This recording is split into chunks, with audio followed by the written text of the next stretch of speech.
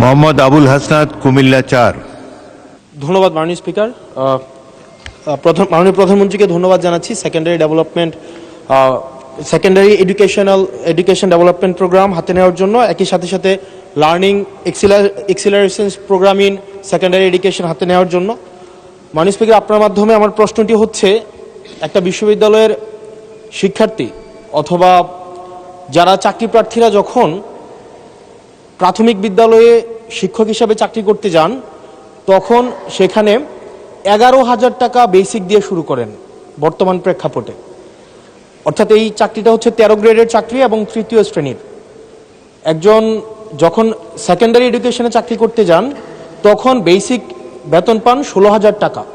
এটা 10ম গ্রেডের এবং দ্বিতীয় শ্রেণীর চাকরি।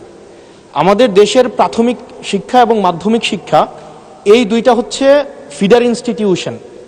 আমরা যদি ভালো শিক্ষার্থী ফিডার ইনস্টিটিউশন থেকে আমরা টারশিয়ারিতে পাঠাতে পারি, তাহলে সেখানে একটা রিসার্চ বেসড আমরা একটা আউটকাম পাব। মাননীয় প্রধানমন্ত্রীর কাছে আমার প্রশ্ন, বর্তমান বাস্তবতায় 11,000 টাকা বেসিক এবং 16,000 টাকা বেসিক দিয়ে এই আসলে শিক্ষক হতে আগ্রহ নিয়ে এসে এখানে আসলে দিন শেষে সার্ভাইভ করা খুব কঠিন হয়ে যায়। সেজন্য প্রাথমিক এবং মাধ্যমিক শিক্ষকদের বর্তমান প্রেক্ষাপটে, আপনিও বিদেশে দীর্ঘদিন থেকে এসেছেন, আপনি সেখানে শিক্ষা প্রতিষ্ঠানগুলো দেখেছেন, সেই বাস্তবতায় আমরা এই ফিডার ইনস্টিটিউশনগুলোর শিক্ষকদের মান উন্নয়নের জন্য, তাদের বেতন বৃদ্ধির জন্য, যাতে করে বেশি বেশি মানুষ বা শিক্ষার্থী এই ধরনের চাকরিগুলি করতে আগ্রহী হয়, সেটার জন্য আপনার বিশেষ কোনো পরিকল্পনা রয়েছে কিনা সেটি জানতে চাচ্ছি মাননীয় স্পিকার। মাননীয় প্রধানমন্ত্রী। মাননীয় স্পিকার, আপনাকে ধন্যবাদ এবং জনাব হাসনাত, আপনাকেও ধন্যবাদ আপনার প্রশ্নের জন্য। আপনি নিশ্চয়ই খেয়াল করেছেন এই বাজেট সেশনে আপনি উপস্থিত ছিলেন, এবং আমার এই প্রথম প্রশ্ন যেটা ছিল মূল প্রশ্ন, সেখানে আমি বলেছি যে এই বাজেটে টোটাল জিডিপির 2% আমরা শিক্ষার জন্য রেখেছি। এবং শুধু তাই নয়, আমাদের যেটি পরিকল্পনা আছে, আমরা পরিকল্পনা মতন যদি আগাতে পারি, ইনশাল্লাহ আমরা শিক্ষা খাতে বাজেট 5 বছর শেষে 5%-এ নিয়ে যেতে চাই।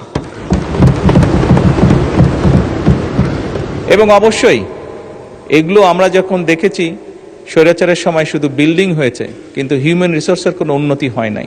আমি আপনার সাথে সম্পূর্ণ একমত যে আমরা যদি আমাদের প্রাইমারি এবং সেকেন্ডারি এই শিক্ষকদেরকে যদি আমরা সঠিকভাবে ট্রেনিং দিতে না পারি, কিন্তু শুধু ট্রেনিং না, ট্রেনিংয়ের সাথে তাদেরকে তাদের সম্মানীয় যদি বৃদ্ধি করতে না পারি, তাহলে অবশ্যই আমরা প্রত্যাশা করি না যে তারা ভালো কিছু ডেলিভার করতে পারবেন। আমাদের তাদেরকে প্রশিক্ষণ দেওয়ার যেরকম কর্মসূচি রয়েছে, প্রশিক্ষণ দেওয়ার যেরকম পরিকল্পনা রয়েছে, বোথ সেকেন্ডারি অ্যান্ড প্রাইমারি, একই সাথে পর্যায়ক্রমিকভাবে আমরা যাতে তাদের সম্মানীয় বৃদ্ধি করতে পারি। আমরা অনেক সময় দেখি যে প্রাইমারি স্কুলের টিচাররা, এই সংসদের দাঁড়িয়েও আমি বলেছি যে অনেক সময় আমরা এখনও দেখি যে প্রাইমারি স্কুলের শিক্ষকরা তাড়াতাড়ি করে ক্লাস করিয়ে হয়তো আরেকটি সেকেন্ড একটি কোনো জবে অথবা কৃষিকার্যে যেটাই হোক একটি সেকেন্ড জবে তাকে যেতে হয়, তা না হলে তার জন্য সংসার চালানো কষ্টকর হয়ে যায়। সেকেন্ডারি স্কুলের ক্ষেত্রে আমরা অনেক শিক্ষকের ক্ষেত্রেই দেখেছি এরকম ঘটনা ঘটে। এই কাজটি যাতে তাদের না করতে হয় এবং তারা যাতে সঠিকভাবে তাদের সময় এবং তাদের মেধা শিক্ষার্থীদের পেছনে ব্যয় করতে পারেন, সেই জন্য তাদের সম্মানই বাড়ানো প্রয়োজন বলে আমরাও মনে করি। এবং